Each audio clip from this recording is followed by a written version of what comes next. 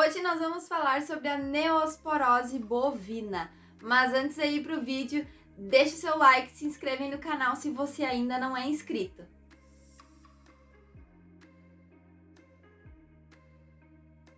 A primeira descrição de um parasita semelhante ao Toxoplasma gondii foi feita em cães na Noruega em 1984 e posteriormente em 1988 descreveram este parasita então como sendo Neospora cani.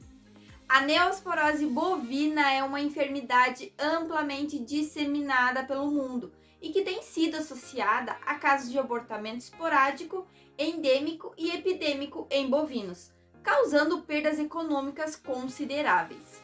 A Neospora cani é o agente etiológico da neosporose, uma doença primária de cães e bovinos. Num estudo recente, pesquisadores consideraram o Neospora cani como uma das causas infecciosas mais importantes de abortamento em bovinos em todo o mundo e também uma das doenças que mais causa prejuízos econômicos, tanto para produtores como para a indústria do setor de laticínios. A importância da identificação da presença do Neospora cani num rebanho bovino deve-se aos prejuízos econômicos causados pelos problemas reprodutivos, tais como fetos mumificados, natimortos, nascimentos de bezerros com problemas neurológicos, bem como os custos com a reprodução e os custos indiretos, com o aumento do intervalo entre partos, diminuição na produção de leite, aumento do descarte e reposição dos animais e diminuição da vida produtiva, além de custos com assistência veterinária, medicamentos e com o diagnóstico da doença. A transmissão é vertical e é a principal forma de disseminação em bovinos, e o abortamento é o sinal clínico mais evidente. Porém, a patogenia desta enfermidade nos bovinos, ela é complexa e ainda não é totalmente esclarecida, uma vez que alguns animais têm aborto e outros não.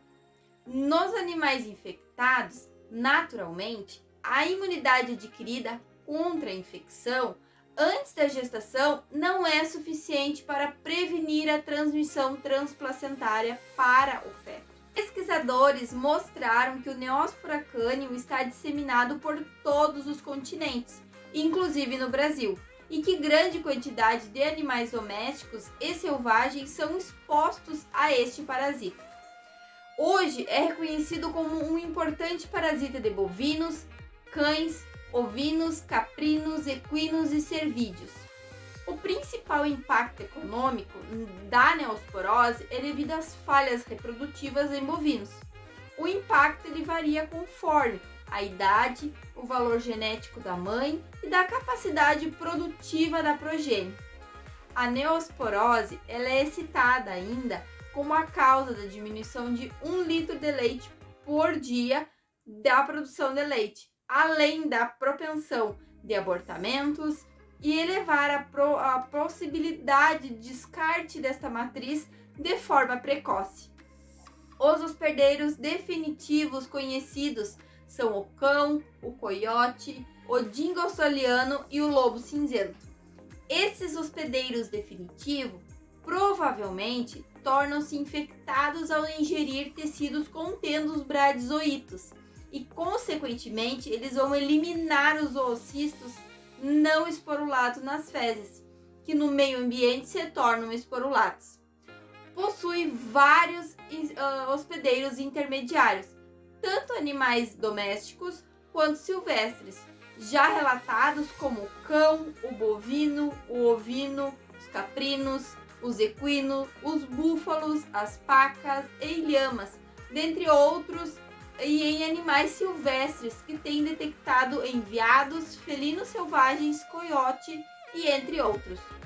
Os hospedeiros intermediários, principalmente os herbívoros, tornam-se infectados ao ingerirem o alimento e a água contaminada com os cistos esporulados do Neospora cani.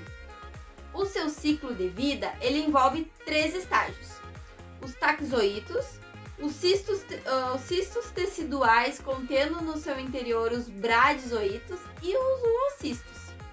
O ciclo de vida do parasita ele é heterogênico e envolve, de um lado, um hospedeiro definitivo e do outro, um hospedeiro intermediário herbívoro. Os cães eles atuam tanto como hospedeiro definitivo quanto hospedeiro intermediário. O Neospora cânio ele utiliza duas formas distintas de reprodução.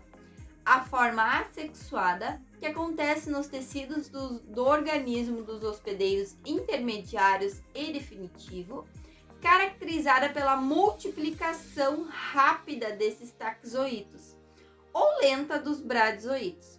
E a forma sexuada, que embora não tenha sido totalmente descrita, acontece no sistema digestivo dos hospedeiros definitivos. Os hospedeiros definitivos eles se tornam infectados ao ingerir o tecido dos hospedeiros intermediários, que contém uns cistos com bradizoítos.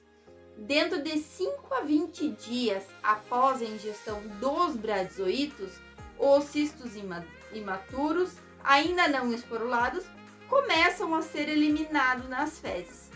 Esses se tornam maduros, esporulados, em 24 a 72 horas, dependendo das condições favoráveis de umidade, temperatura e concentração de dióxido de carbono no meio, tornando-se, assim, infectante ao hospedeiro intermediário, que se infecta ao ingerir a água e alimentos contaminados com os cistos maduros.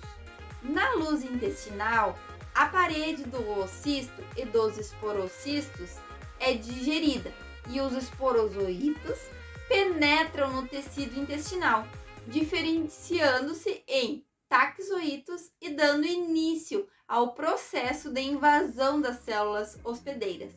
Nos bovinos, os taxoítos podem ser encontrados no cérebro, coração, fígado, pulmão de fetos, na placenta e na medula espinhal de bezerros. Os parasitas destroem as células nervosas do sistema nervoso central e os nervos, alterando a sua condutividade. Os cistos são encontrados principalmente nos tecidos nervosos, cérebro, medula espinhal, cerebelo e nervos, na retina e no músculo esquelético. A patogenia da neosporose bovina é muito complexa, sendo os taxoítos responsáveis pela fase aguda da infecção, dependendo do equilíbrio entre a capacidade do taxoíta penetrar e se multiplicar nas células e a capacidade do hospedeiro de impedir essa proliferação. O Neospora cânio ele pode causar séria doença em cães e bovinos e ocasionalmente em outros animais. As infecções em vários hospedeiros são comuns, mas a doença clínica é rara. Obviamente, o parasita ele induz um dano placentário e pode começar a sobrevivência fetal ou causar a liberação de prostaglandinas maternais, que por sua vez causam luteólise e o abortamento.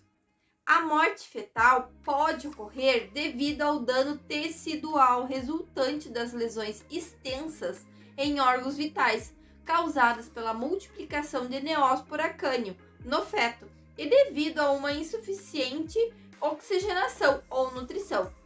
O parasita, ao invadir as células uterinas, ele multiplica-se, causando uma destruição local nos tecidos do feto e da mãe, e esses tecidos iniciam uma resposta inflamatória.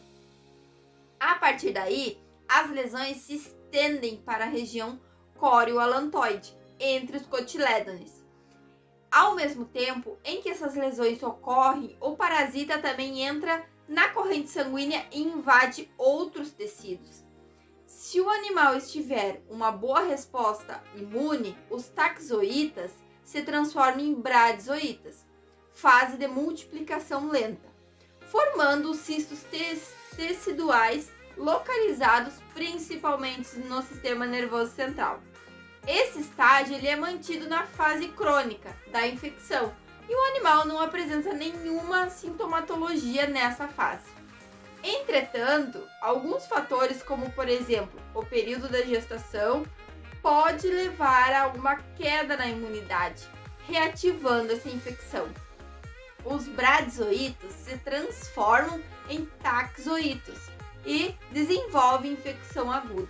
Nos estágios iniciais da gestação, o sistema imune fetal está imaturo, tornando o feto extremamente vulnerável, e este dificilmente sobreviverá à infecção por Neospora cani. Os abortamentos eles podem ocorrer a partir de 3 meses de idade, sendo que a maioria ocorre em torno do 5º ao 6º mês de gestação. As estratégias de controle e prevenção da neosporose bovina estão basicamente focalizados em programas para reduzir o número de animais congenitamente infectados no rebanho e de minimizar a oportunidade da infecção pós-natal através do ambiente. O programa de controle da doença deve ser feito considerando as particularidades regionais na epidemiologia e o tipo de rebanho, se é leite ou corte, o sistema de manejo, a prevalência dentro do rebanho, a rota predominante de transmissão e a existência de medidas de biosseguridade. Deve ser considerado ainda o custo-benefício, comparando as despesas dos testes de diagnóstico e das medidas de controle com a redução das perdas econômicas ocasionadas pelos efeitos da neosporose sobre o desempenho produtivo e reprodutivo do rebanho. A sorologia deve ser feita em todos os animais do rebanho e não apenas naquelas que abortarem. A recomendação para animais soropositivos é o descarte, de modo gradativo, evitando prejuízos econômicos na produção. Os animais soropositivos e as bezerras nascidas infectadas não devem ser mantidas na reprodução, para evitar a transmissão vertical do parasita. No entanto, dependendo da prevalência da doença, essa prática pode ser economicamente inviável. A realização de testes para o Neospora cani em animais que são introduzidos no rebanho, seguido da exclusão das fêmeas provavelmente de mães soropositivas na reposição do rebanho, parece ser uma estratégia para controle com melhor retorno econômico. O programa deverá incluir ainda o controle de cães existentes nas propriedades, pois são os hospedeiros definitivos dessa parasitose. A redução da contaminação de bovinos por oocistos pode ser feita reduzindo a presença de cães nos estábulos e nos centros de manejo. Uma medida indicada para vacas infectadas de alto valor genético é a transferência de embrião. Deve-se usar receptoras não infectadas para prevenir a transmissão transplacentária.